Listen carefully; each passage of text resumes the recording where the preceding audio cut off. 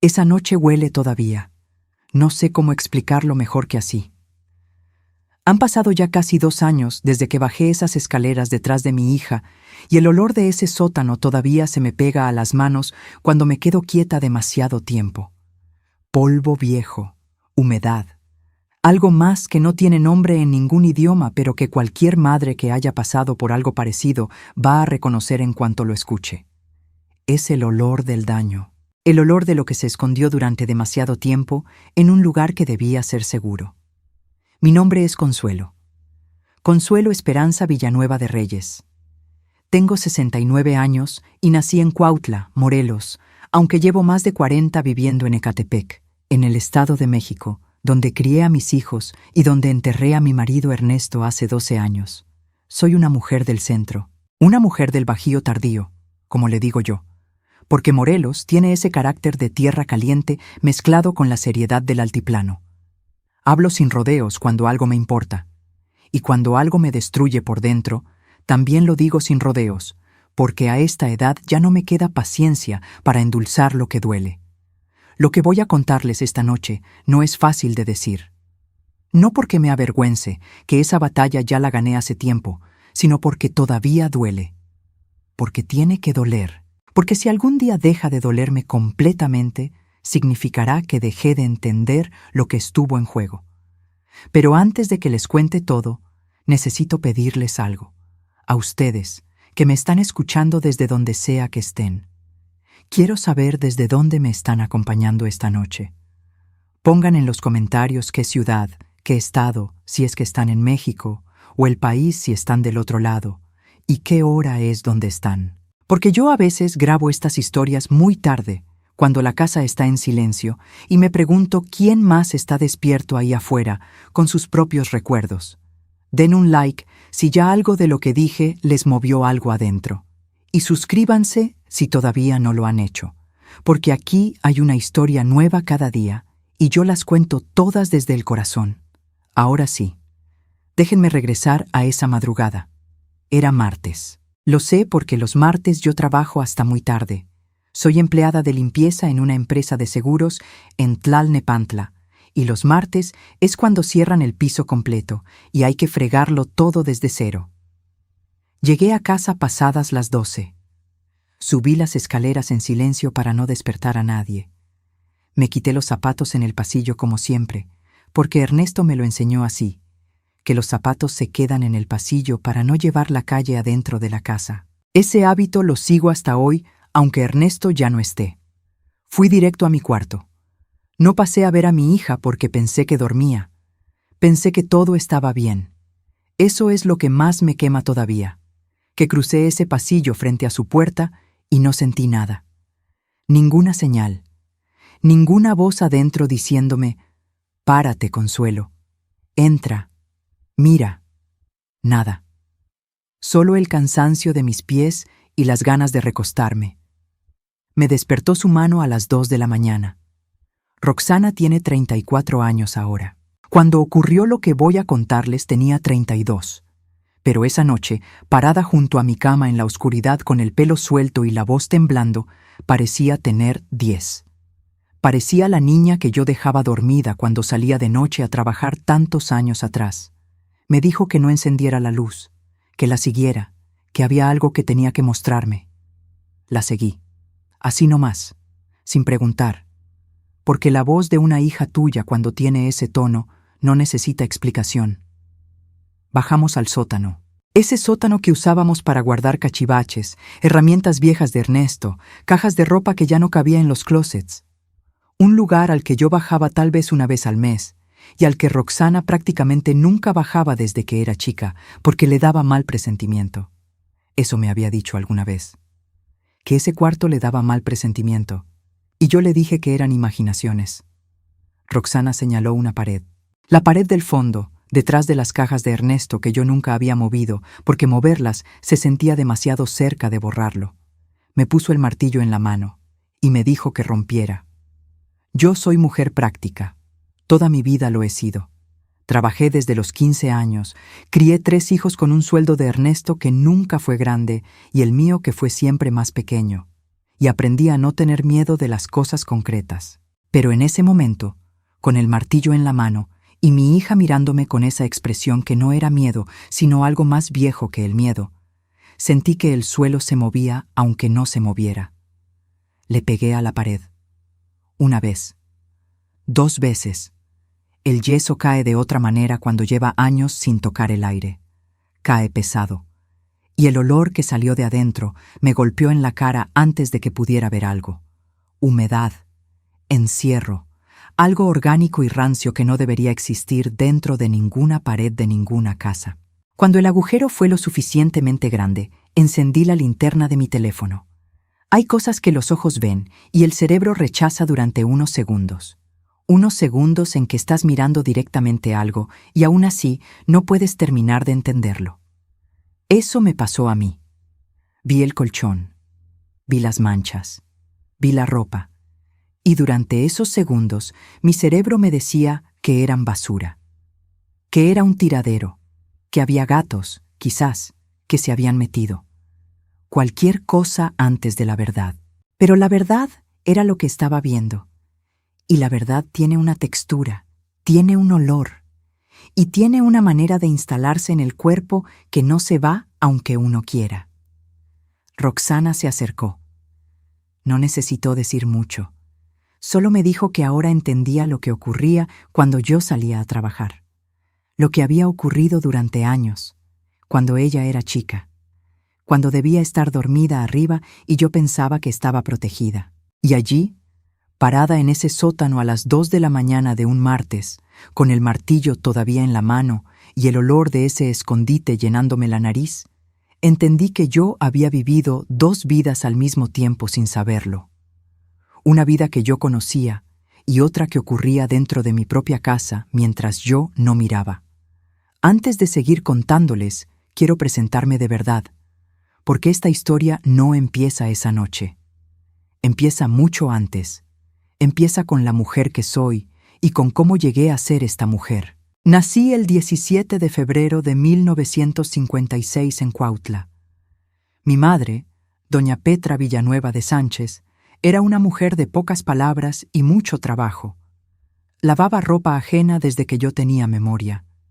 Mi padre, don Eliodoro Villanueva, trabajaba en el campo hasta que la tierra dejó de dar lo suficiente y se fue al norte a buscar trabajo en las maquiladoras cuando yo tenía 7 años. Regresó cuando tenía 9. Diferente, con más dinero pero con algo menos en los ojos. Nunca supe qué fue lo que se le quedó allá, pero lo que trajo de regreso en esa mirada vacía nos lo hizo pagar a todos.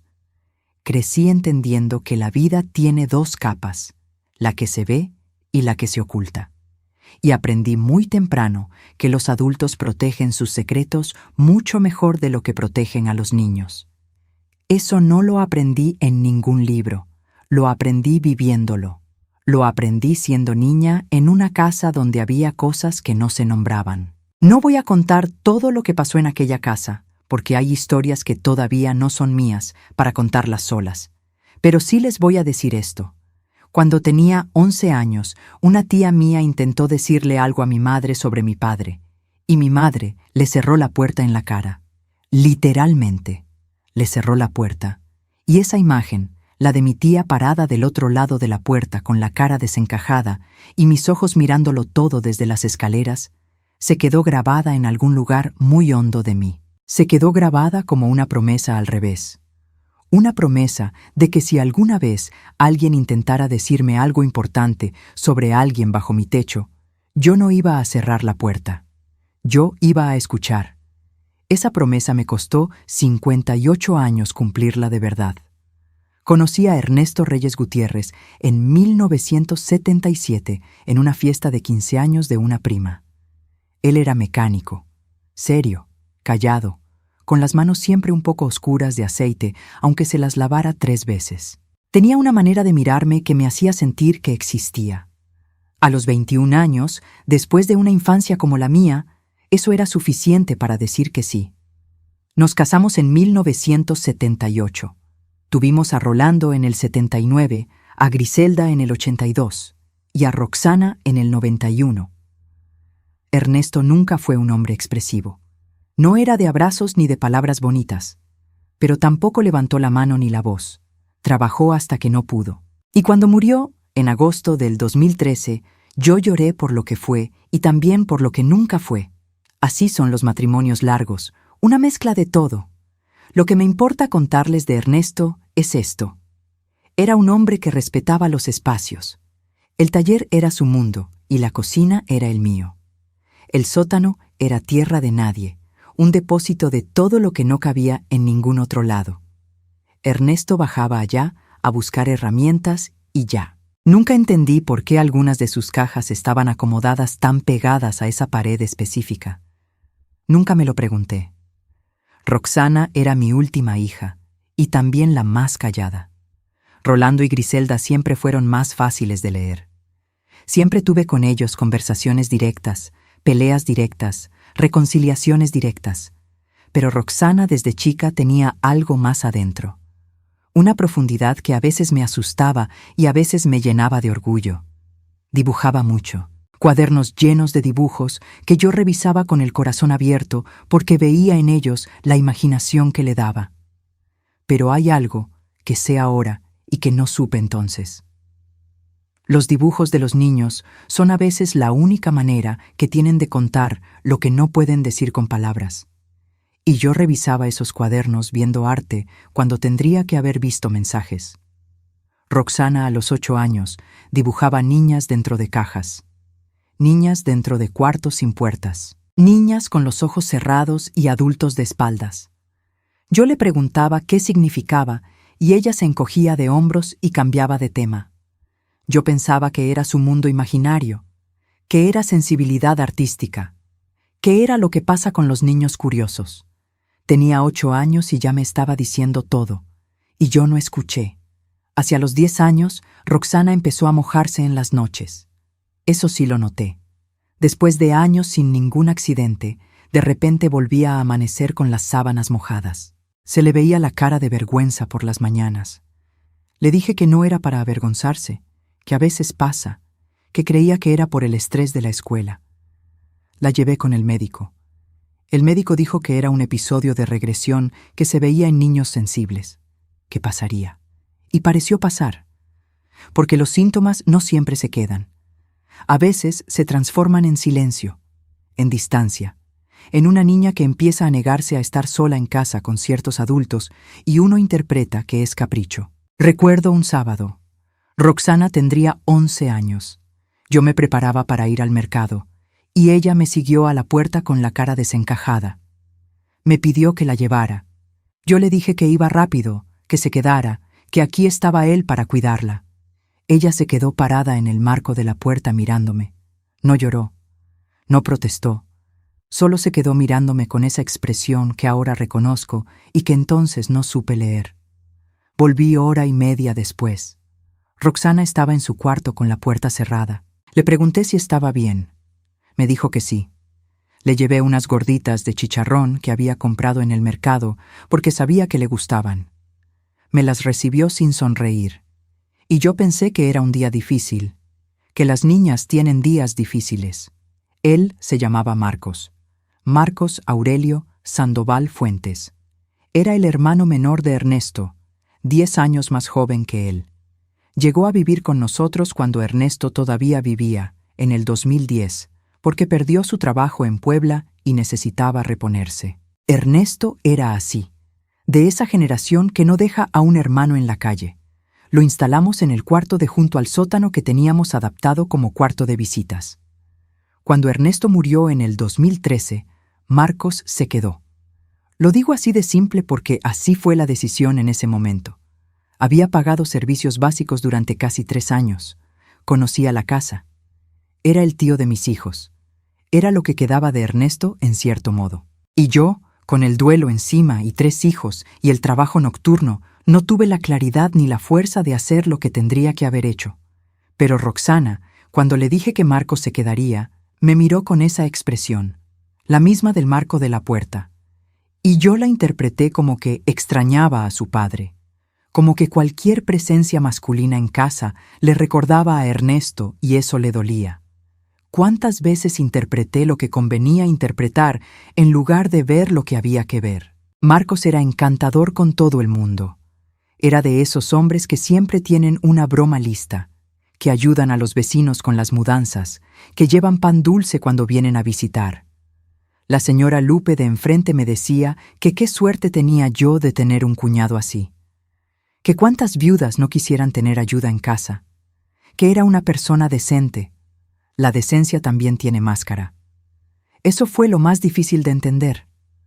No el horror de lo que hizo, el horror de lo bien que lo escondía. Y fue la noche que les conté al principio cuando Roxana finalmente abrió la pared y me mostró lo que había dentro.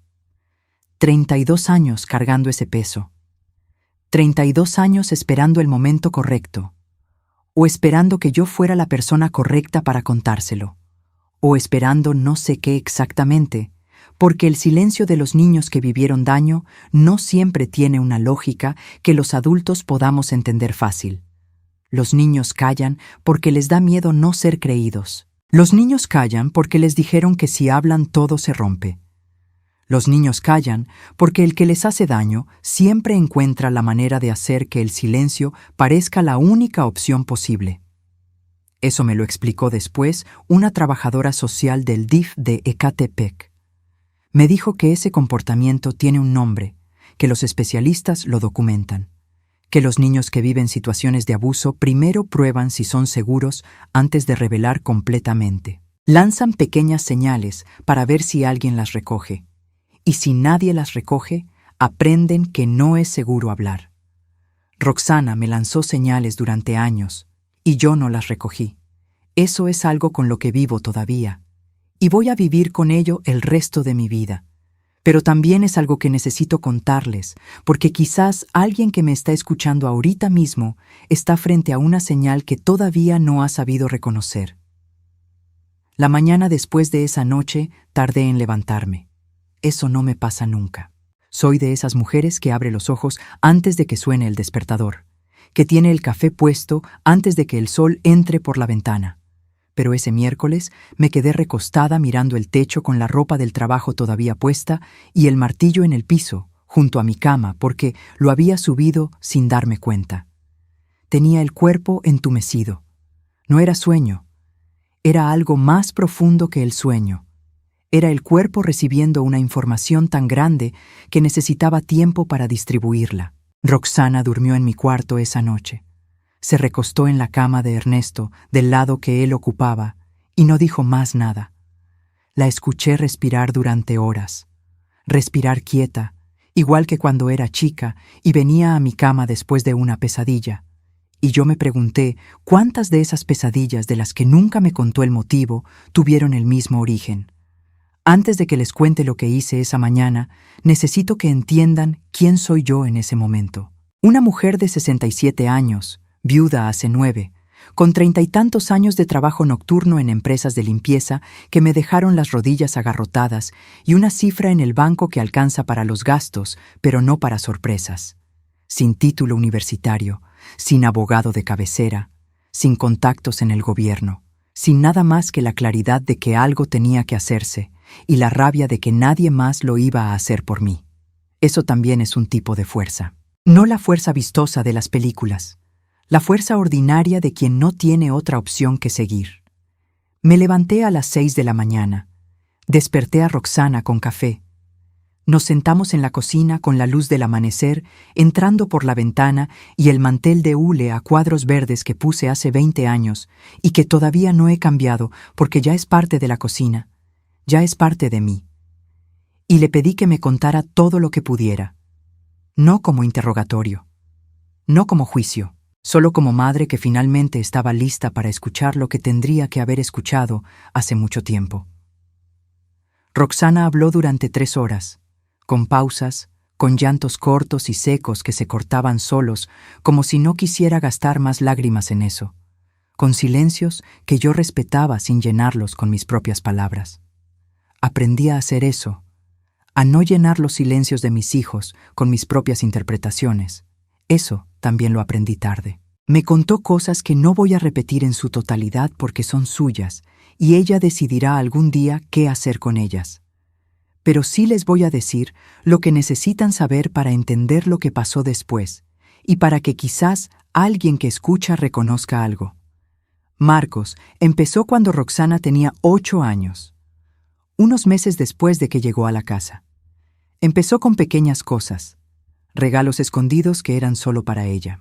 Conversaciones que él le pedía que guardara en secreto, porque si no, los grandes se pondrían celosos.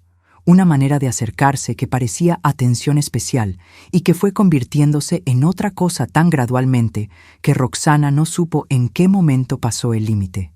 Eso también tiene un nombre. Lo que hace la gente que le hace daño a los niños antes de hacerles daño se llama grooming. Es un proceso, semanas, meses, a veces años de ganarse la confianza, de crear un lazo de secreto, de hacer que el niño sienta que lo que pasa entre ellos es especial, que es de los dos, que contarlo sería traición. Roxana no me lo dijo con esas palabras. Ella me lo dijo con sus propias palabras. Las palabras de una mujer de 32 años, describiendo lo que le hizo un hombre cuando era niña. Pero lo que describía era exactamente eso. Y yo lo reconocí porque años atrás, cuando trabajé una temporada en el centro de salud del barrio como auxiliar de limpieza, escuché a la psicóloga hablar con una madre que llevaba a su hijo a consulta, y aunque no era mi lugar escuchar, escuché. Y algo de lo que escuché se quedó guardado en algún cajón de mi memoria durante todos esos años hasta esa mañana en la cocina, cuando por fin tuvo dónde encajar.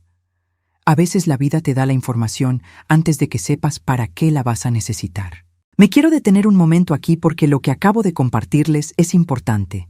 ¿Alguna vez vieron a un niño o una niña cambiar de repente sin razón aparente?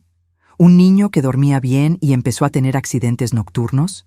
Una niña que antes era risueña y se volvió seria, distante, que empezó a evitar ciertos lugares o ciertas personas sin poder explicar por qué. Escríbanme en los comentarios. ¿Desde qué ciudad están viendo esto? ¿Qué hora es allá? Y si esta historia les está resonando con algo que conocen, aunque sea de lejos, déjenme un corazón en los comentarios. Suscríbanse si todavía no lo han hecho. Aquí hay una historia nueva cada día, y cada una lleva algo verdadero. Ahora sigo. Lo que Marcos hacía con el sótano, yo nunca lo habría descubierto sola. Esa pared del fondo había sido clausurada con yeso desde mucho antes de que él llegara, en una reparación que hizo Ernesto cuando Roxana tenía 3 años. Marcos encontró ese espacio por accidente mientras buscaba herramientas una tarde y entendió de inmediato lo que podía hacer. Lo acondicionó poco a poco durante semanas. Cuando empezó a usarlo, Roxana ya cargaba con el secreto de todo lo demás. Las cajas de Ernesto frente a esa pared. Nunca las moví porque eran de Ernesto. Nunca las moví porque moverlas era como borrarlo. Y Marcos supo que yo nunca las movería. Eso también es una forma de control, no solo sobre la víctima directa, sobre el espacio, sobre los hábitos de la familia entera, sobre lo que yo haría y lo que no haría. Roxana me dijo algo esa mañana que se me quedó grabado a fuego. Me dijo que durante años esperó que yo me diera cuenta sola, que pensaba que los adultos sabían cosas que los niños no saben, que los adultos podían ver cosas que los niños no ven, y que cuando fue entendiendo que yo no veía nada, empezó a creer que era porque no quería ver. Eso me partió por dentro, no porque fuera una acusación, sino porque tenía razón, y tenía razón de una manera que yo no podía defender con ningún argumento. No quería ver, no conscientemente, no a propósito, no con maldad. Pero tampoco quería mover las cajas de Ernesto. No quería creer que el hermano de mi marido, la última conexión que tenía con ese hombre al que enterré, era lo que era. No quería añadir otro dolor al montón que ya cargaba. Y esa resistencia, ese no querer, fue suficiente para que Roxana aprendiera que hablar no era seguro. Hay padres y madres que escuchan esto y piensan que ellos jamás harían lo mismo, que ellos sí verían. Y quizás es verdad. Quizás son más fuertes o más atentos. Pero también hay padres y madres que escuchan esto y reconocen algo en su propio pecho, una resistencia, un miedo a lo que significaría ver, una fatiga que a veces parece más grande que la capacidad de abrir bien los ojos. A esas personas les digo esto con todo el respeto que puedo. El costo de no ver siempre es más alto de lo que parece cuando uno mira para otro lado. Roxana tenía 32 años y llevaba la infancia entera cargando lo que tendría que haber sido mío cargar desde que era una niña. Lo que hice esa mañana después del café fue tomar papel y pluma. Escribí todo lo que Roxana me contó. Nombres, fechas aproximadas, lugares, descripciones de lo que había visto en el sótano. Lo escribí con mi letra de señora mayor, con errores de ortografía y todo, en papel de cuaderno de rayas. No sabía todavía que ese papel iba a importar. Solo sabía que si algo importante se olvida o se distorsiona, es porque no se escribió a tiempo.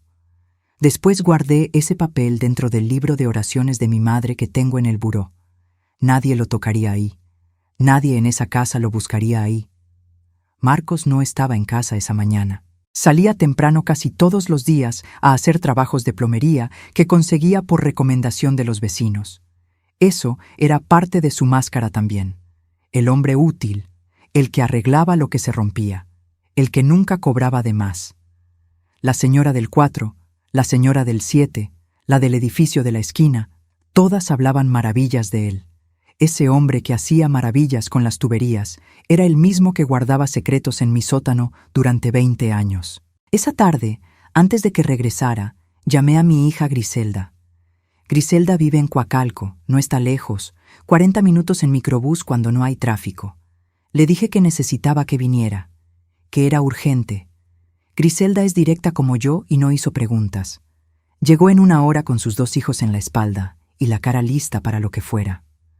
Le conté, le mostré el papel con lo que había escrito. La llevé al sótano, aunque no quería bajar. Griselda es 14 años mayor que Roxana.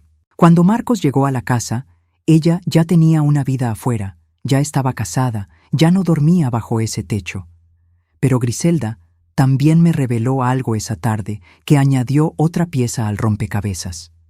Me dijo que cuando tenía unos 20 años, mucho antes de que Marcos llegara, recordaba que un amigo de Ernesto, un hombre que venía a jugar dominó los domingos, miraba a Roxana cuando era bebé de una manera que le había dado mala espina. Y que se lo dijo a Ernesto una vez, y Ernesto le respondió que no exagerara, y que ella no volvió a decirlo.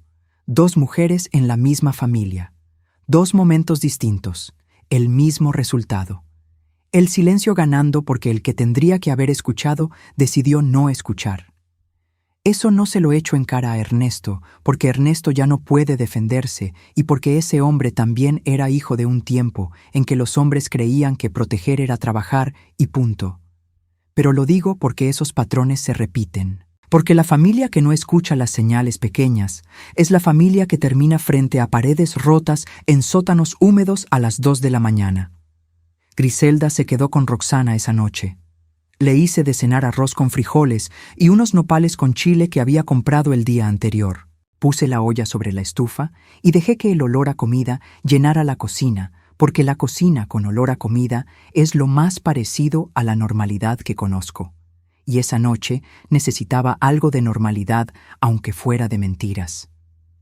Marcos llegó a las 8. Se sirvió de cenar sin preguntar nada. Se sentó frente al televisor como cualquier noche. Y yo estuve sentada en la misma habitación mirándolo comer y preguntándome cómo era posible que un ser humano pudiera hacer 2 cosas tan distintas al mismo tiempo. ¿Cómo podía esa mano que sostenía la cuchara ser la misma mano que tanto daño había hecho? ¿Cómo podía esos ojos que miraban el noticiero ser los mismos ojos? No le dije nada esa noche. Griselda me agarró del brazo cuando me vio levantarme de la silla y me dijo que esperara, que lo hiciéramos bien, que si lo confrontábamos ahí, y en ese momento él negaría todo, y nosotras no tendríamos nada más que nuestra palabra. Tenía razón. Griselda siempre ha tenido esa capacidad de pensar fría cuando yo me incendió. Esperamos. Al día siguiente, antes de que Marcos saliera, yo llamé al DIF de Ecatepec. Marqué el número que encontré en el directorio de gobierno del municipio. atendió una señora con voz cansada pero amable.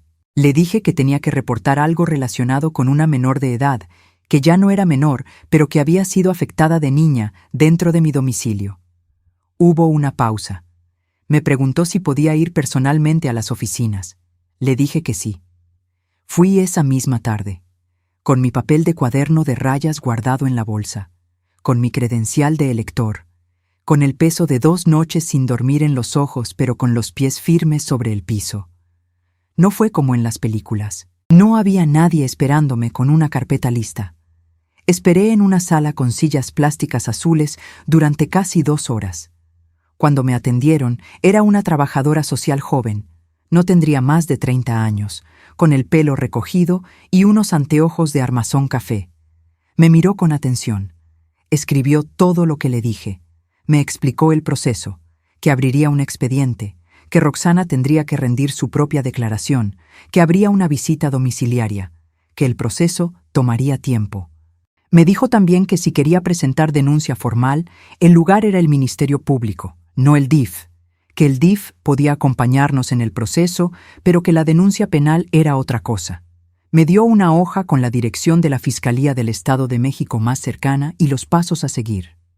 Yo escuché todo eso y asenté la cabeza y escribí lo que me dijo en el mismo cuaderno de rayas. No me quejé del tiempo ni de los trámites, aunque por dentro estaba destrozada, pensando en cada minuto que Roxana había esperado. Porque entendí algo esa tarde. Los sistemas no son perfectos. Los sistemas son lentos y a veces fríos y a veces desmoronantes. Pero son los sistemas que existen y son más poderosos que ir yo sola a decirle a Marcos todo lo que pensaba. Esa noche le conté a Roxana lo que había hecho. Vi en su cara algo que no había visto en años. No alegría exactamente. Algo más quieto que la alegría. Algo parecido al alivio de que alguien finalmente se moviera. De que no fuera solo su palabra contra la del mundo. De que hubiera un expediente. Un papel oficial. Un proceso en marcha. Me tomó la mano encima del mantel de hule a cuadros verdes y me la apretó sin decir nada. Y yo pensé que en 40 años de ser madre había cometido muchos errores y que de ese manojo de errores este era el que me dolería siempre más profundo. Pero también pensé que estaba parada exactamente donde tenía que estar. Tarde, pero parada. Marcos notó algo al día siguiente. No sé si fue el ambiente de la casa o algo en mis ojos o algún movimiento que Griselda hizo de manera diferente. Los hombres como él tienen un radar para cuando el control se les empieza a escapar. Me preguntó si estaba bien, si había algo que le quisiera decir. Con esa voz suave que usaba cuando quería que las cosas volvieran a estar bajo control. Le dije que estaba bien. Y sonreí. Esa sonrisa me costó todo lo que me quedaba esa mañana. Pero detrás de esa sonrisa ya había un expediente en el DIF de Ecatepec, un papel de cuaderno de rayas en el libro de oraciones de mi madre, y una cita para el lunes siguiente en el Ministerio Público. Detrás de esa sonrisa ya había movimiento, ya había proceso, ya había certeza de que esto no iba a quedarse adentro de estas paredes para siempre. Aquí me quiero detener un momento para hablar de algo que me parece importante antes de seguir. Cuando fui al DIF y después al Ministerio Público, mucha gente podría preguntarse por qué lo hice sola, sin avisar a nadie más, sin hacer escándalo primero. Y la respuesta es esta. Porque aprendí de la trabajadora social algo que necesito compartirles. Cuando uno confronta a alguien que hizo daño sin tener nada concreto en la mano, esa persona no admite nada. Al contrario, niega, ataca, se vuelve víctima. Eso también tiene un nombre, aunque yo no lo supiera entonces. Los especialistas lo llaman darbo. Primero niega, luego ataca, luego se presenta como el que fue injustamente acusado. La abuela que está loca, la familia que lo odia, la historia inventada por una mujer amargada. Eso fue exactamente lo que hizo Marcos cuando finalmente lo confrontamos. Pero para entonces ya era tarde para él. Porque nosotras ya teníamos más que nuestra sola palabra. ¿Están todavía conmigo? Espero que sí. Pongan en los comentarios en qué parte de la historia están sintiendo más. ¿Qué les está moviendo? ¿Desde qué ciudad nos acompañan esta noche? Y si sienten que esta historia puede llegar a los oídos de alguien que la necesita, compártanla. Una historia como esta puede cambiar algo en alguien que la escucha en el momento correcto. Suscríbanse si todavía no lo han hecho.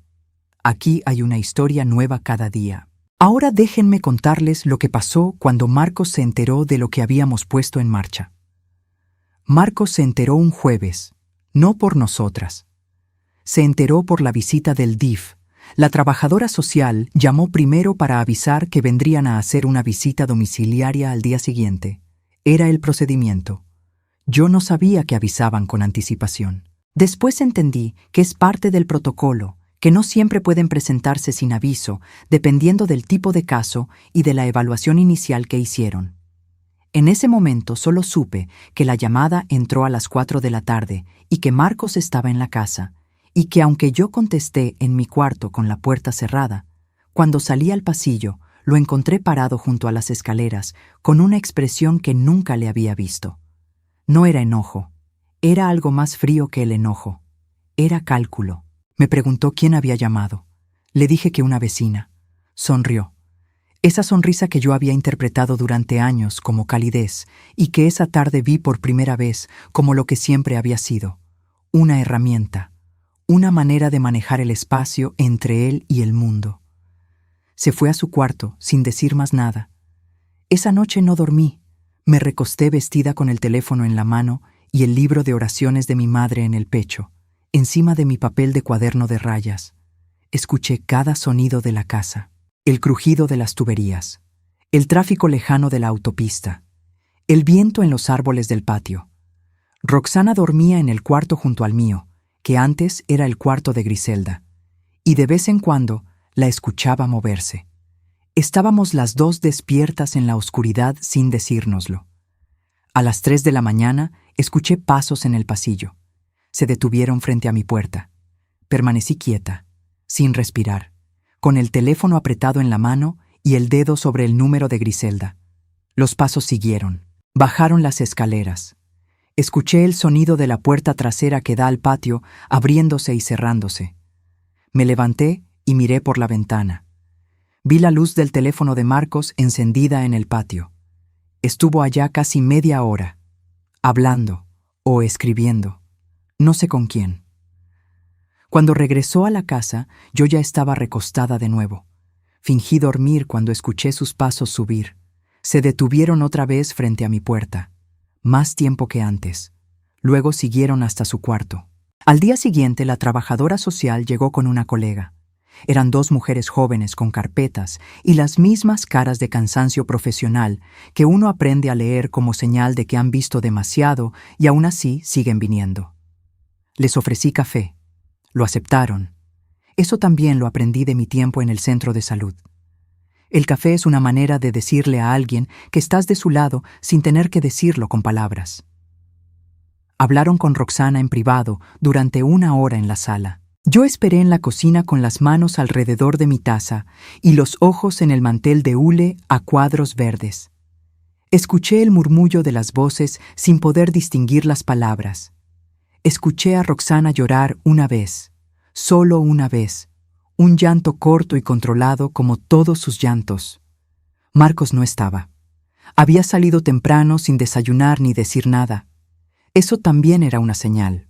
Un hombre que lleva años manejando una situación reconoce cuándo el control se le empieza a ir de las manos y hace movimientos para recuperarlo. Ausentarse esa mañana fue uno de esos movimientos. No estar presente cuando llega la evaluación. Que no haya nada que ver. Que la casa parezca normal. Pero la trabajadora social que habló conmigo después anotó en su carpeta lo que yo le conté con mis propias palabras. Le mostré el sótano. Se asomó al agujero en la pared. Tomó fotografías. Escribió en su carpeta sin mostrarme lo que escribía. Me explicó que el expediente seguiría su proceso, que habría más pasos, que el caso ameritaba ser escalado, y que lo que yo había iniciado ya no podía deshacerse aunque yo quisiera. Eso me lo dijo mirándome a los ojos, aunque yo quisiera, como si supiera que iba a haber momentos en que iba a querer parar. Y tenía razón. Esos momentos llegaron antes de lo que esperaba. Marcos regresó esa tarde y encontró la casa diferente. No sé qué detectó exactamente. Quizás el orden de las cosas en el sótano, quizás algo en nuestra manera de movernos, quizás simplemente sabía que el tiempo se acababa y decidió actuar primero. Me llamó a su cuarto. Eso nunca lo había hecho. En 10 años de vivir bajo el mismo techo, nunca me había llamado a su cuarto. Entré porque entrar era parte del plan, porque ya tenía el teléfono grabando en el bolsillo del delantal antes de abrir esa puerta. Eso se lo debo a Griselda. Fue ella quien me dijo el martes anterior que si Marcos intentaba hablar conmigo en privado, grabara todo lo que pudiera. No para presentarlo como prueba legal, porque ella no sabía si eso funcionaría así, sino para no depender solo de mi memoria, para tener algo concreto a qué aferrarme cuando empezara a dudar de mí misma. Y dudé. Eso es lo que no me esperaba. Marcos habló durante 20 minutos, con esa voz suave, con esa manera de inclinar la cabeza que siempre había parecido humildad.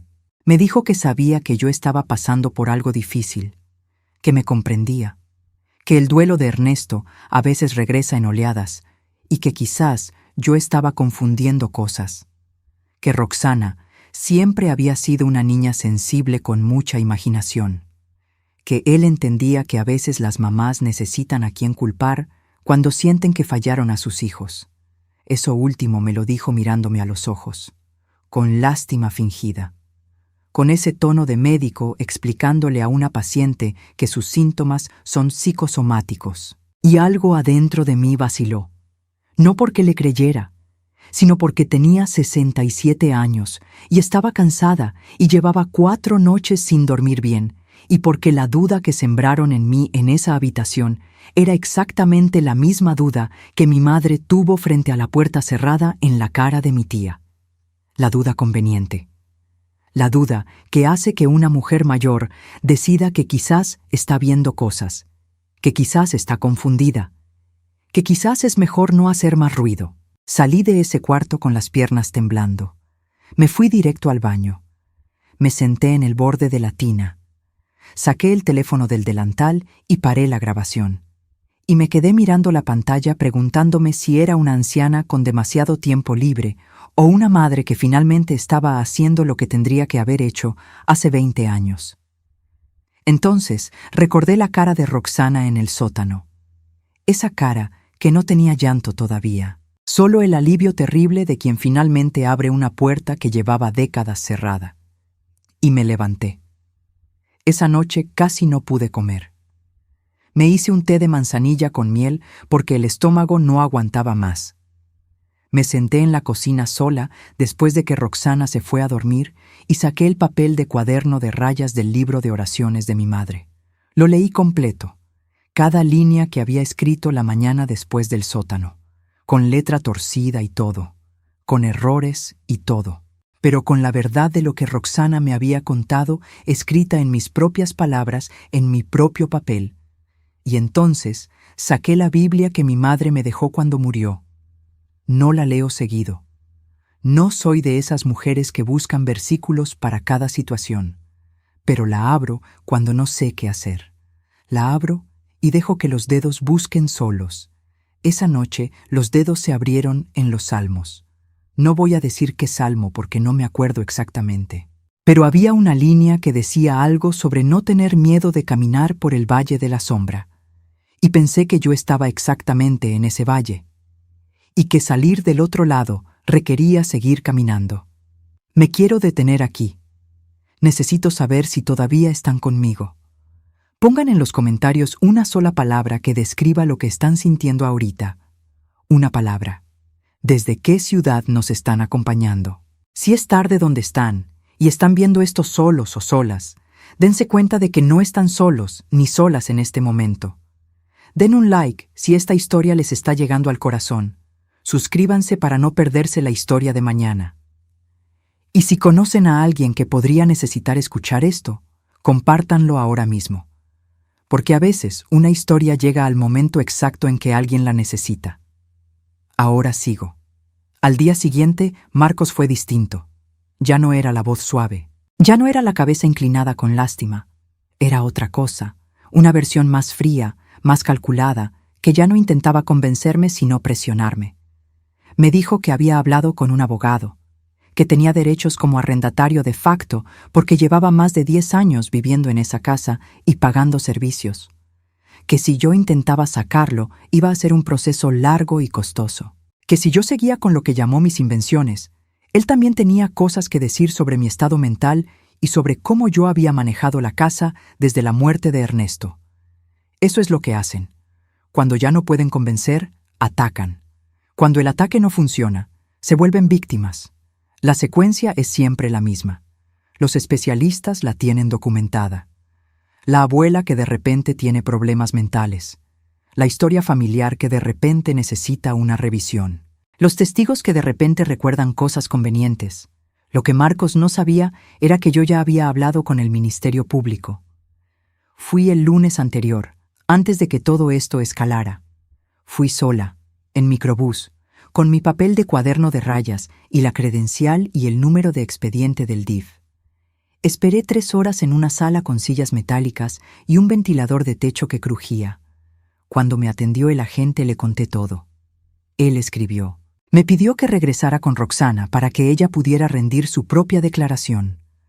Me explicó que abrirían una carpeta de investigación, que el proceso tomaría tiempo, que era importante que yo no confrontara al probable responsable antes de que el proceso estuviera más avanzado. Llegué tarde a ese consejo, pero lo que sí tenía era la carpeta abierta, y tenía la grabación del cuarto de Marcos en mi teléfono. Y tenía las fotografías que tomó la trabajadora social del DIF en el sótano. Cuando Marcos me dijo lo del abogado, yo lo miré a los ojos y le dije que estaba bien, que hiciera lo que tuviera que hacer. Y le dije también, con la misma voz tranquila con que le digo buenos días a mis plantas cada mañana, que yo también ya había iniciado los pasos que tenía que iniciar. Vi algo en su cara en ese momento. No duró más de un segundo, pero lo vi. Era miedo, no el miedo que pone el cuerpo a correr, el miedo que pone la mente a calcular, a darse cuenta de que las piezas del tablero ya no están donde él las dejó. Se fue a su cuarto, no salió en todo el día. Esa noche Griselda llegó con su marido, Benjamín, que es albañil y tiene la constitución física de un árbol mediano y una manera de pararse en el umbral de una puerta que comunica todo lo que necesita comunicar sin decir una palabra. No le pedí que viniera con ese propósito, pero Griselda conoce a su marido y sabía lo que hacía cuando lo trajo. Cenamos los 4 en la cocina, Roxana también, la primera cena donde comimos algo real en casi una semana. Griselda hizo sopa de fideos con caldillo de jitomate y unas quesadillas de frijoles con epazote. Comida de mamá. Comida que alimenta lo que el estómago no puede explicarle al cerebro. Marcos no bajó a cenar. Al día siguiente me llamó la trabajadora social del DIF para decirme que Roxana necesitaba una valoración psicológica antes de continuar el proceso, que había una psicóloga adscrita al DIF municipal que podía verla dentro de la semana, que eso era parte del procedimiento y que ayudaría a documentar el caso de manera más sólida. Le dije que sí a todo. Le dije a Roxana esa tarde. Pensé que pondría resistencia, que diría que no quería hablar con más personas, que ya había dicho suficiente, pero me sorprendió. Asintió con la cabeza y me dijo que estaba bien, que si eso ayudaba, estaba bien. Hay algo que pasa en las personas que cargan un secreto durante mucho tiempo. Cuando por fin empieza a salir, cuando empieza a haber movimiento y proceso y papeles y personas que escuchan, el cuerpo reacciona. A veces con llanto que no para. A veces con un sueño profundo que es el primero en años. A veces con esa quietud particular de quien dejó de cargar algo que no era suyo cargar. Roxana empezó a dormir mejor esa semana. Lo noté porque yo seguía sin dormir bien y escuchaba la casa de madrugada y el cuarto de ella estaba en silencio. Un silencio distinto al de las noches anteriores. Un silencio que descansaba en lugar de aguantarse. El miércoles de esa semana, Marcos recogió sus cosas. No nos avisó. No dijo nada. Llegué de la tienda con las bolsas del mandado y la puerta de su cuarto estaba abierta y el cuarto estaba vacío. El closet abierto con los ganchos solos. El baño sin su rastrillo ni su champú. La cama hecha con la cobija bien estirada como si se hubiera ido de hotel. Me senté en la sala con las bolsas del mandado todavía en las manos y no supe qué sentir primero. Alivio. Rabia de que se fuera así nomás. Miedo de lo que haría ahora que estaba suelto en el mundo. Satisfacción de que las piezas que yo había movido lo habían asustado suficiente para que saliera corriendo. Llamé a Griselda. Le dije que se había ido. Escuché su respiración al otro lado. Luego me dijo una sola cosa: que avisara de inmediato al Ministerio Público, porque su huida era parte del expediente. Llamé al número que tenía anotado. El agente registró la información. Me dijo que no me preocupara, que tenían su nombre completo, sus datos de identificación, su historial de domicilio, que era parte del proceso. El objeto simbólico, ese colchón dentro de la pared, ese espacio que Marcos había construido dentro de mi propia casa, seguía allá abajo. No había vuelto a bajar al sótano desde esa primera noche. Roxana tampoco. Griselda fue una tarde con Benjamín, y lo vaciaron todo. Lo sacaron en bolsas de basura negras que Benjamín llevó directo al punto de recolección. No quise verlo. No hacía falta volver a verlo. Pero esa tarde, mientras Griselda y Benjamín trabajaban abajo, subí a mi cuarto y saqué de debajo de la cama una caja de zapatos donde guardo las cosas de Ernesto que me quedé. Su reloj, su cartera vieja, unas fotos, un pañuelo con sus iniciales que le regalé de cumpleaños el año antes de que muriera. Sostuve el pañuelo un rato y le hablé a Ernesto en el silencio de mi cuarto. Le dije todo lo que no le pude decir en vida y todo lo que hubiera querido preguntarle. Le pregunté si sabía, si sospechó algo alguna vez. Le dije que si no supo, que descansara, que los muertos no tienen por qué cargar las culpas de los vivos. Y si supo y cayó, que también descansara, porque cargar ese peso solo debió haberle pesado lo suficiente. No hubo respuesta. Los muertos no responden. Pero el silencio después de decir algo que se cargó mucho tiempo tiene su propio peso, y ese peso es el que limpia. Volví a poner el pañuelo en la caja, volví a meter la caja debajo de la cama, bajé a la cocina a poner agua a hervir para el café. Griselda y Benjamín subieron del sótano con las últimas bolsas. Benjamín se lavó las manos en el fregadero sin decir nada. Griselda se sentó en la silla de siempre y me miró. Le serví café. Los tres nos quedamos un momento en silencio alrededor del mantel de hule a cuadros verdes. Luego Griselda dijo que había que rellenar ese agujero en la pared, que Benjamín podía hacerlo el fin de semana. Y Benjamín dijo que sí sin mirarme, porque los hombres como él expresan las cosas haciendo, no diciendo.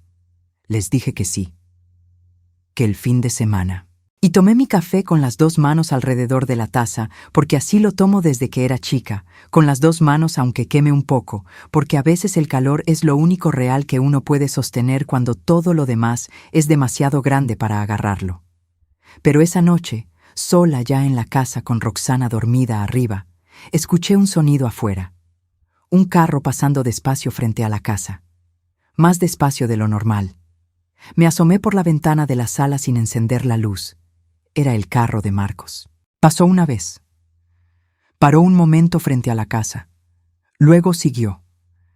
Me quedé parada junto a la ventana con el corazón golpeando fuerte y la mano en el teléfono, lista para marcar.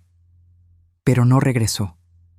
Esa noche entendí que haberse ido no era lo mismo que haber terminado, que un hombre que corre no necesariamente se rinde, y que lo que yo había iniciado tenía que seguir con más fuerza que nunca, no con menos. Porque si yo bajaba la guardia, si yo asumía que ya estaba resuelto, estaría repitiendo el mismo error de toda la vida, creer que las cosas difíciles se van solas cuando uno deja de mirarlas. Me fui a mi cuarto. Saqué el papel de cuaderno de rayas del libro de oraciones. Escribí la fecha y la hora. Escribí que el carro de Marcos pasó frente a la casa. Escribí la descripción del carro. Escribí el tiempo que se detuvo. Guardé el papel. Y me recosté vestida con el teléfono en la mano y los ojos abiertos hacia el techo, lista para lo que viniera después. La cita de Roxana con la psicóloga del DIF fue un lunes a las 10 de la mañana. Fuimos en microbús las dos juntas. Roxana llevaba una blusa azul que nunca le había visto, que debió haberse comprado hace tiempo y guardado para alguna ocasión que no terminaba de llegar. Se la veía distinta esa mañana, no calmada exactamente, sino organizada, como alguien que llevó años preparándose para algo y finalmente llegó el día. Yo esperé en el pasillo durante hora y media, sentada en las mismas sillas plásticas azules de la primera visita, con el mismo café en un vaso de unicel que compré en la tiendita de la esquina y que estuvo tibio durante los primeros 10 minutos y frío el resto del tiempo. Pensé en muchas cosas en ese pasillo. Pensé en mi madre frente a la puerta cerrada. Pensé en Ernesto y su reloj en la caja de zapatos bajo la cama. Pensé en los cuadernos de Roxana llenos de niñas dentro de cajas. Pensé en cuántas veces en 40 años de vida como madre había estado parada frente a algo importante y había escogido la comodidad del no ver. Pensé también en la señora que trabaja en la ventanilla del DIF y que lleva viendo casos así los suficientes años como para que ya no le tiembla la voz cuando escucha los detalles, pero que aún así escribe todo con la misma atención de la primera vez. Esas personas también merecen que las veamos, las que hacen el trabajo difícil en los pasillos de las instituciones imperfectas, las que se quedan. Cuando salió Roxana, su cara no decía nada concreto, pero me dio el brazo al caminar hacia la salida. Eso sí me dijo algo. Roxana no es de darme el brazo. Desde adolescente mantuvo esa distancia pequeña que uno aprende a respetar entre hija y madre. Que me diera el brazo esa mañana después de esa cita fue la primera señal de que algo estaba acomodándose adentro. En el microbús de regreso me dijo una sola cosa: que la psicóloga le había dicho que lo que sentía tenía sentido, que sus reacciones tenían sentido, que el tiempo que tardó en hablar tenía sentido. Eso fue suficiente por ese día. El miércoles siguiente me llamó la trabajadora social para decirme que el informe de la psicóloga estaba incorporado al expediente y que el caso había sido escalado para su revisión por la Fiscalía Especializada en Delitos contra la Familia que operaba en la zona.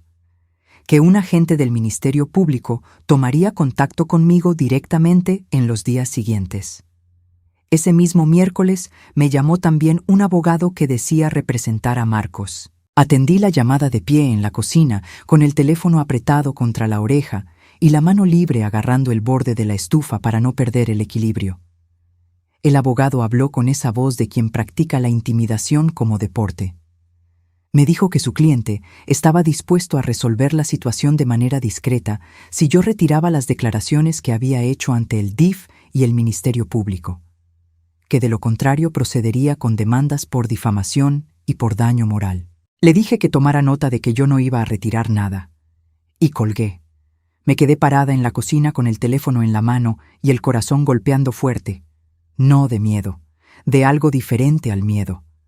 De la certeza de que cuando alguien manda a un abogado a ofrecerle a una señora mayor que todo se resuelve discretamente, lo que está haciendo es confirmar que tiene mucho que perder. Llamé a Griselda, le conté la llamada. Me dijo que era buena señal, que los hombres que no tienen nada que esconder no mandan abogados a ofrecer discreción. Después llamé a la trabajadora social y le informé de la llamada del abogado. Ella me dijo que lo anotara con fecha y hora y que se lo hiciera saber a la gente del Ministerio Público cuando se comunicara conmigo. Me dijo algo más que quiero compartirles porque me parece importante. Me dijo que era normal que en esta etapa del proceso la persona investigada intentara presionar a quien había iniciado el reporte, que era una táctica conocida, que no significaba que el caso se fuera a detener, que lo importante era que yo siguiera comunicándome con las instituciones y documentando todo. Documentar. Esa palabra se repite en la historia de cualquier mujer que ha tenido que pelear dentro de un sistema para que le crean. Documentar no es una palabra burocrática. Es una palabra de supervivencia. Es la diferencia entre tener algo concreto en la mano y depender solo de la memoria, que la memoria es lo primero que atacan cuando quieren hacerte dudar. El jueves de esa semana, el agente del Ministerio Público se comunicó conmigo. Se llamaba licenciado Fuentes y tenía una voz grave que no era amable pero tampoco era cruel. Era la voz de quien tiene demasiado trabajo y aprende a ir al punto. Me dijo que el caso tenía suficientes elementos para continuar, que necesitaba que Roxana fuera a rendir su declaración formal ante la fiscalía, que el informe del DIF y el de la psicóloga eran parte del expediente, que había una orden de localización para Marcos. Eso, una orden de localización. Quiero que les quede grabado ese momento, porque así es como funciona el sistema cuando uno lo mueve como debe moverse. No con gritos, no con escándalos, con papel, con fechas, con declaraciones rendidas en el momento correcto ante las personas correctas, con expedientes que se acumulan y que tienen un peso que ningún abogado de discreción puede simplemente hacer desaparecer. Antes de contarles lo que pasó en esa declaración de Roxana, necesito hacer una pausa, porque lo que estoy a punto de compartirles es el corazón de esta historia, y quiero que estén aquí conmigo, de verdad. Pongan en los comentarios desde qué ciudad o país me están acompañando en este momento, qué hora es allá, si están solos o acompañados. Den un like si todavía están conmigo. Suscríbanse para no perderse la historia de mañana. Y si sienten que esta historia merece llegar a más oídos, compartan ahorita, porque hay personas que podrían necesitarla. Ahora sí, déjenme seguir. Roxana rindió su declaración formal el viernes. Fuimos juntas. Ella entró sola al cubículo con el agente y una psicóloga de apoyo que el Ministerio Público tiene disponible para estos casos. Yo esperé afuera. Esperé 2 horas y 40 minutos. Contaba los minutos, contaba las personas que entraban y salían, contaba los azulejos del piso del pasillo porque la mente busca algo concreto a qué aferrarse cuando lo que está pasando adentro de una puerta cerrada es demasiado grande para pensarlo directamente. Cuando salió, Roxana tenía los ojos rojos, pero la postura derecha. Esa postura que tiene desde chica, cuando algo le cuesta, pero no quiere que se le note demasiado. Me miró y me dijo que había dicho todo lo que recordaba, todo lo que había guardado, y que la psicóloga le había dicho que era valiente. Le tomé la cara entre las manos, esa cara que conozco desde que era del tamaño de mis 2 palmas juntas. Le dije que sí, que era valiente, y que lo había sido desde mucho antes de esa sala. El agente salió un momento después y me dijo que el caso tenía suficientes elementos para emitir una orden de aprehensión, que el proceso seguiría sus pasos, que me mantendría informada. Marcos fue localizado 4 días después en casa de un primo en Tultitlán. Lo que me contó el agente fue breve y en términos legales, pero yo entendí lo esencial. El hombre que había vivido bajo mi techo durante 12 años, que había comido en mi cocina, que había recibido el café que yo servía cada mañana sin saber lo que guardaba adentro, estaba siendo procesado. El sistema lento y frío y a veces frustrante que yo había aprendido a mover con papel y con paciencia y con la ayuda de personas que hacen un trabajo difícil en pasillos sin ventanas, había llegado hasta él. No voy a decirles que sentí alegría. Eso sería mentira. Lo que sentí fue algo más parecido al final de una tensión muy larga, como cuando llevas horas con los hombros subidos sin darte cuenta y de repente los sueltas. No es placer. Es el cuerpo reconociendo que puede descansar un poco.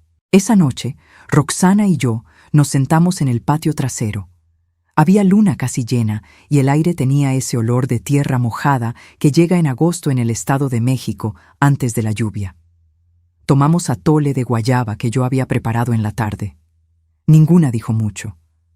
A veces el silencio compartido dice más que las palabras y vale más que cualquier conversación que uno pudiera tener. Roxana me preguntó en un momento si yo estaba bien. Le dije que estaba cansada, que estaba muy cansada, pero que sí, que estaba bien. Me dijo que ella también estaba cansada y que era un cansancio diferente al de antes, que el de antes era el cansancio de cargar, que este era el cansancio de haber caminado mucho pero hacia adelante. Eso me lo guardé en algún lugar muy adentro donde guardo las cosas que no quiero olvidar nunca. Los días que siguieron estuvieron llenos de procesos y papeles y llamadas del licenciado Fuentes con actualizaciones que yo anotaba con fecha y hora en mi cuaderno de rayas ya muy usado. El sistema tiene sus tiempos. Los juzgados tienen sus tiempos. No es la justicia rápida y perfecta de las películas, pero es justicia, lenta, burocrática, con sus huecos y sus limitaciones, pero real, avanzando. Rolando, mi hijo mayor, que vive en Atizapán y con quien tenía una relación complicada desde la muerte de Ernesto, me llamó cuando se enteró. La conversación fue difícil. Había incredulidad. Había enojo. Había la reacción natural de un hijo que escucha que el hermano de su padre hizo lo que hizo bajo el techo de su madre. Hubo acusaciones, no contra mí exactamente, sino contra la situación, ese tipo de acusaciones que salen cuando el dolor no sabe a dónde ir. Dejé que hablara. No me defendí. No expliqué, solo escuché, porque entendí que Rolando también estaba procesando algo que le sacudía el mundo, y que a veces las personas necesitan gritar antes de poder escuchar. Al final de esa llamada, me preguntó si necesitaba algo. Le dije que por ahora no, que si necesitaba algo le diría. Y él dijo que estaba bien, que si necesitaba llamarle. No es la reconciliación de las películas, pero es el inicio de algo. Los comienzos de los acuerdos entre familias golpeadas rara vez son bonitos. Son torpes y entrecortados y llenos de incomodidades, pero son comienzos. Benjamín vino el sábado siguiente con su mezcla y su llana y tapó el agujero en la pared del sótano. Tardó 1 hora. Dejó la superficie pareja y le dio 2 manos de pintura blanca para que no se notara la diferencia. Cuando terminó bajé a verlo. Me quedé parada frente a esa pared blanca recién pintada durante 1 minuto. El olor a pintura.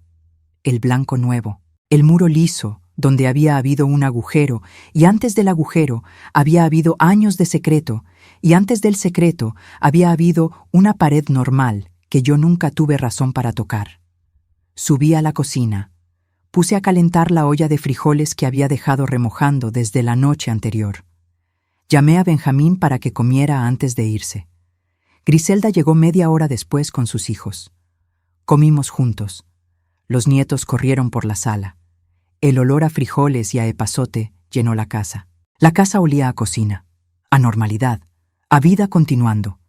Eso es lo que más me costó entender al principio de todo esto, que la vida no para darle espacio al horror, que el horror y la vida ordinaria ocurren al mismo tiempo y en el mismo espacio, y que cuando el horror finalmente se va, la vida ordinaria es lo que queda. Y que lo ordinario, el mantel de hule, el café de olla, los frijoles en la olla, los nietos corriendo, es lo más valioso que tenemos. El papel de cuaderno de rayas lo guardé en la misma caja de zapatos donde están las cosas de Ernesto. El reloj, la cartera, el pañuelo con sus iniciales, y ahora también esa hoja llena de mi letra torcida con todo lo que Roxana me contó esa primera mañana. No como acusación a nadie, no como herida guardada, sino como testimonio de que lo que pasó fue real, que hubo una noche en que 2 mujeres bajaron unas escaleras y rompieron una pared y dijeron la verdad, y que esa verdad tuvo consecuencias concretas en el mundo real. Eso vale guardarlo. Esa misma semana recibí una llamada que no esperaba. Era la señora Guadalupe, la vecina de enfrente, la misma que me decía que qué suerte tenía yo con un cuñado tan decente. Llamó para decirme que se había enterado de lo que pasó, que en los vecindarios nada se guarda mucho tiempo, y que quería pedirme disculpas, que ella misma había mandado a sus nietos a pedirle ayuda a Marcos con cosas de la casa en 2 o 3 ocasiones, cuando no había un hombre disponible en su casa y que ahora pensaba en eso y no podía dormir. Le dije que no era su culpa, que esas personas saben exactamente cómo mostrarse al mundo para que nadie sospeche, que la culpa es siempre del que hace daño, no del que confió, y que si sus nietos estuvieron bien, que diera gracias, y que siguiera estando atenta a sus hijos y nietos con la misma atención que ella misma le hubiera querido que yo tuviera con los míos. Lloramos un poco las 2, al teléfono. Como lloran las mujeres mayores cuando el mundo les pone enfrente algo demasiado grande, brevemente y sin dramatismo, y luego siguen. Han pasado casi 2 años desde aquella madrugada. Lo primero que hago cada mañana es lo mismo que hacía antes. Me levanto antes de que suene el despertador. Pongo el café de olla en la estufa con la misma medida de siempre. 2 puños de café molido para la jarra de barro que me regaló mi madre cuando me casé y que ha sobrevivido 4 mudanzas y 47 años de mañanas. Riego mis plantas del corredor antes de que entre el sol fuerte porque el sol de Ecatepec en agosto no perdona y mis helechos son delicados aunque no lo parezcan. Y me siento en la cocina con mi taza entre las 2 manos, como siempre, mirando el mantel de hule a cuadros verdes, que sigue siendo el mismo de hace 20 años, aunque tiene ya una orilla deshilachada que debería cambiar y que no cambio porque ya es parte de la cocina, ya es parte de mí. La vida ordinaria regresa. Eso es lo primero que quiero decirles. No toda a la vez, no perfectamente, pero regresa. Roxana vive conmigo ahora. Eso no estaba planeado. Ella tenía su propio departamento en Nezahualcóyotl, donde había vivido sola los últimos 8 años. Pero en los meses que siguieron a todo lo que les conté, fue quedándose más y más tiempo en esta casa hasta que un día dejó el departamento y trajo sus cosas. No lo hablamos mucho. Simplemente pasó. Como pasan las cosas verdaderas, sin necesidad de anunciarse. Al principio me preocupó.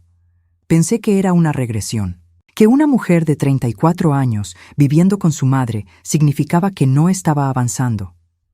La psicóloga del DIF me explicó que no era así, que a veces el primer paso para reconstruirse es regresar a un espacio seguro, que la seguridad no es debilidad, que elegir estar en un lugar donde se siente protegida es exactamente lo contrario de quedarse atrapada.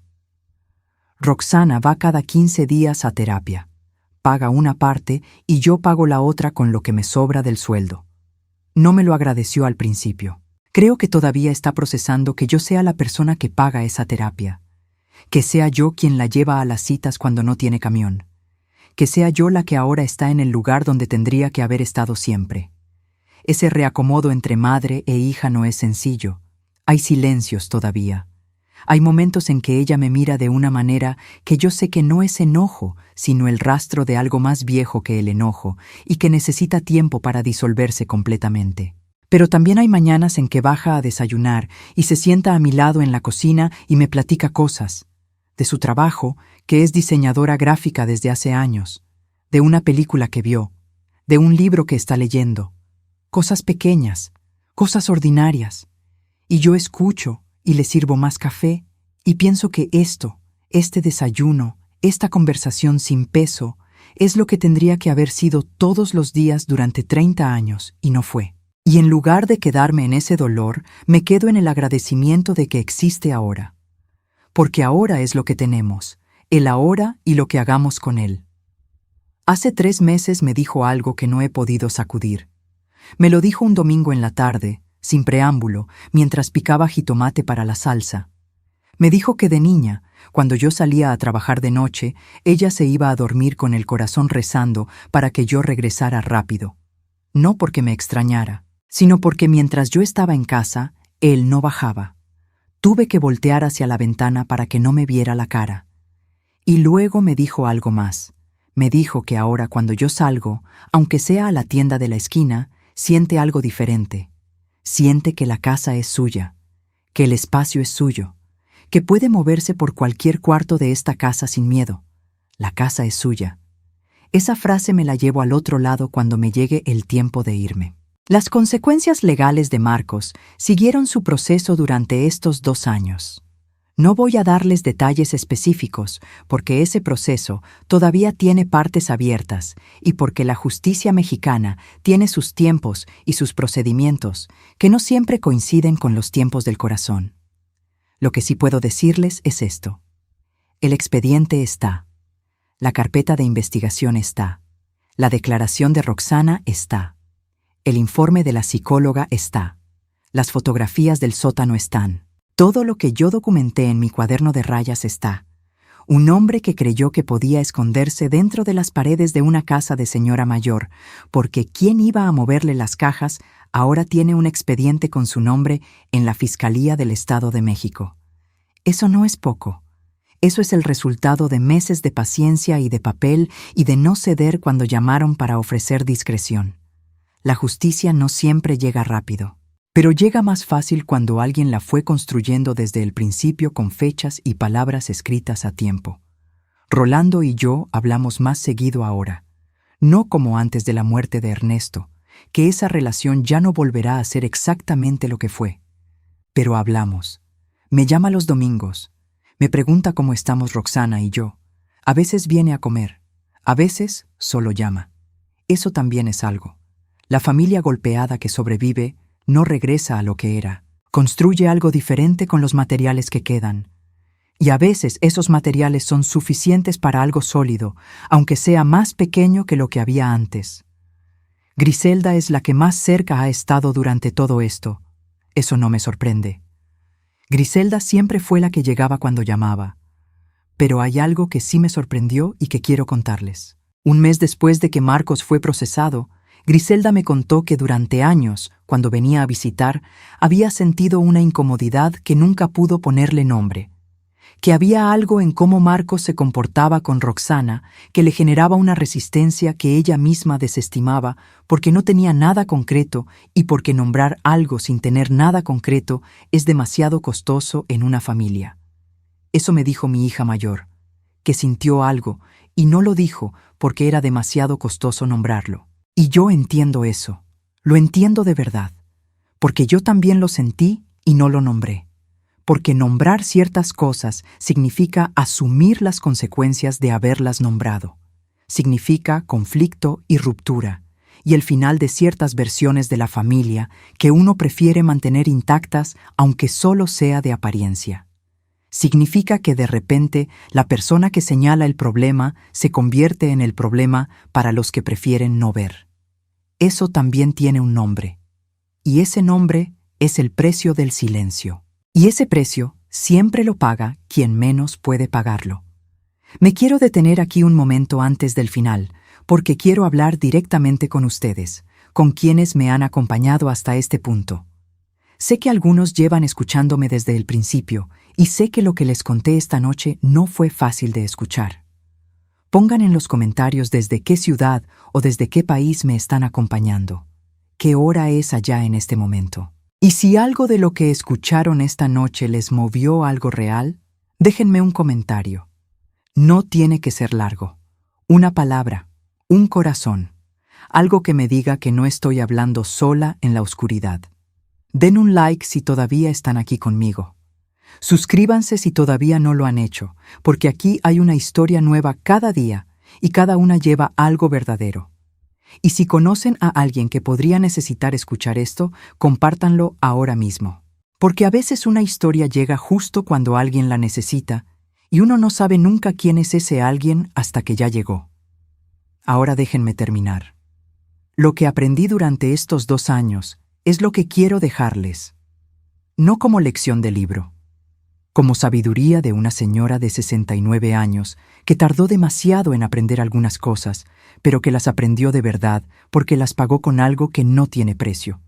Lo primero es esto: el instinto de una madre o de una abuela no es paranoia, no es exageración, no es la confusión de la vejez, es información. Es la acumulación de todo lo que has visto y sentido y vivido procesándose a una velocidad que la mente consciente no alcanza a explicar, pero que el cuerpo entiende antes. Cuando algo en tu pecho te dice que algo está mal con un niño que amas, ese algo tiene valor. Ese algo merece ser tomado en serio, aunque no puedas todavía explicar con palabras exactamente qué es lo que ves. No lo desestimes. No lo entierres bajo la conveniencia de que todo está bien. No dejes que nadie te diga que estás viendo cosas porque eres vieja, o porque siempre has sido exagerada, o porque le tienes manía a esa persona. Tu instinto es tuyo, es ganado, es real. Lo segundo es esto: los niños que están viviendo algo difícil Rara vez lo dicen directamente. Esto lo aprendí de la trabajadora social y lo reconocí después en todo lo que Roxana me contó de su propia infancia. Los niños prueban antes de revelar. Lanzan pequeñas señales para ver si el adulto las recoge, para ver si es seguro hablar, para ver si serán creídos. Si las señales no se recogen, aprenden que no es seguro, y callan más, y cargan más. Las señales no siempre son obvias, pero algunas de las que yo no supe leer y que ahora sé reconocer son estas. Cuando un niño que dormía bien empieza a mojarse de noche o a comportarse como cuando tenía menos años, algo lo asustó lo suficiente para que buscara el período de su vida en que se sentía más seguro. Cuando un niño que era alegre se vuelve silencioso o distante sin que haya una razón obvia, algo cambió adentro que todavía no puede decir con palabras. Cuando un niño se niega a estar solo con una persona específica y no puede explicar por qué, hay que creerle aunque esa persona nos parezca confiable. Cuando un niño te pide que no lo dejes solo o que te quedes, esa petición no se ignora, no se interpreta como capricho, se escucha. Cuando los dibujos o los juegos de un niño tienen temas de encierro, de secretos, de adultos amenazantes, no es solo imaginación artística, es comunicación. Es el único lenguaje que tienen disponible cuando las palabras son demasiado peligrosas. Confíen en esas señales. Recójanlas. No las llenen de explicaciones convenientes. Lo tercero es esto. Si tienes una preocupación sobre un niño bajo tu cuidado o bajo el cuidado de alguien cercano, hay lugares a donde ir. No tienes que tener las pruebas perfectas para acercarte. Tienes que tener una preocupación fundada en lo que has observado. Con eso es suficiente para iniciar. El DIF, que es el Sistema para el Desarrollo Integral de la Familia, tiene presencia en cada municipio y en cada estado de México. Recibe reportes, hace visitas domiciliarias, abre expedientes, acompaña el proceso. Busca el número del DIF de tu municipio y llama. O preséntate directamente. El Ministerio Público o la Fiscalía de tu estado recibe denuncias formales. En muchos estados existe una fiscalía especializada en delitos contra la familia o contra menores que atiende exactamente estos casos. Puedes llegar, explicar tu situación y abrir una carpeta de investigación. La Comisión Nacional de los Derechos Humanos tiene una línea de atención al número 800-715-2000. Si sientes que tus reportes no están siendo atendidos correctamente, ahí puedes llamar. No esperes a tener todo resuelto antes de acercarte. El sistema no es perfecto y es lento y a veces es frustrante, pero es más poderoso que estar solos. Y funciona mejor cuando uno llega con fechas, con palabras escritas a tiempo, con la disposición de documentar cada paso. Escriban todo, con letra torcida y todo, con fecha y hora. Ese papel vale más de lo que parece. Y a las abuelas que me están escuchando y que sienten algo que no pueden todavía nombrar, les digo esto directamente. Su edad no es debilidad, es lo contrario. Ustedes han visto suficiente vida para reconocer cuando algo no está bien. Esa voz que tienen adentro, esa que dice que algo no encaja, esa que lleva noches sin dejarlas dormir, es experiencia. Es real, vale. Y no existe ninguna versión del mundo donde sea mejor callarse esa voz para no hacer ruido. El ruido que hacemos las abuelas cuando protegemos a los que amamos es el ruido más importante que existe. A los padres y madres que quizás se reconocieron en alguna parte de esta historia, les hablo sin juzgar, porque yo misma soy una de ustedes. A veces no vemos porque tenemos miedo de lo que significa ver. Porque ver significa conflicto y ruptura, y el final de ciertas versiones de la vida que creíamos que teníamos. Porque alguien nos fue convenciendo poco a poco de que lo que percibíamos no era real, que exagerábamos, que le teníamos manía a esa persona. Eso no es debilidad. Es lo que hace la manipulación cuando lleva suficiente tiempo trabajando. Pero también les digo esto.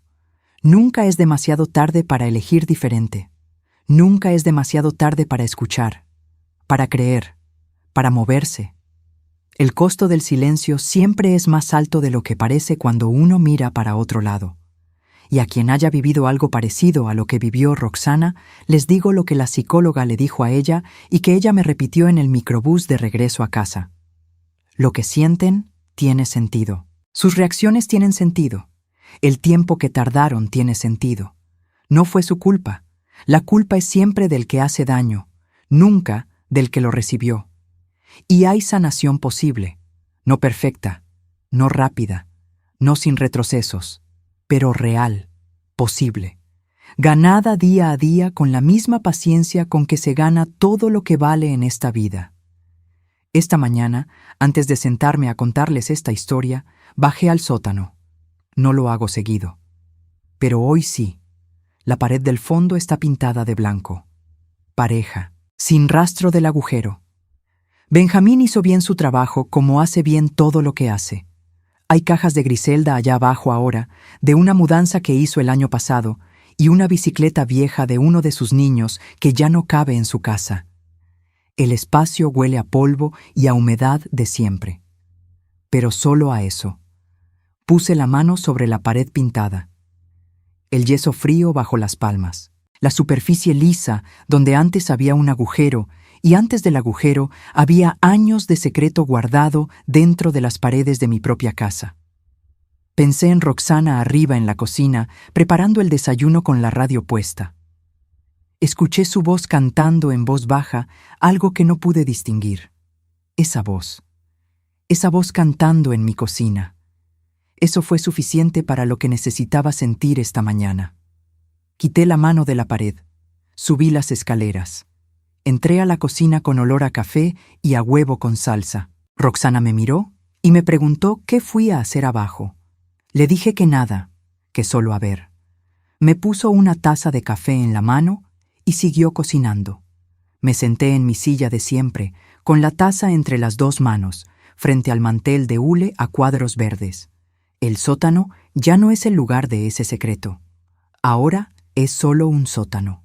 Un cuarto con cajas ajenas y una bicicleta vieja y una pared pintada de blanco que no le debe nada a nadie. Y esta casa, que fue el escenario de tanto que nunca debió haber ocurrido, es hoy el lugar donde una mujer de 34 años canta en voz baja frente a una estufa y le lleva café a su madre por las mañanas.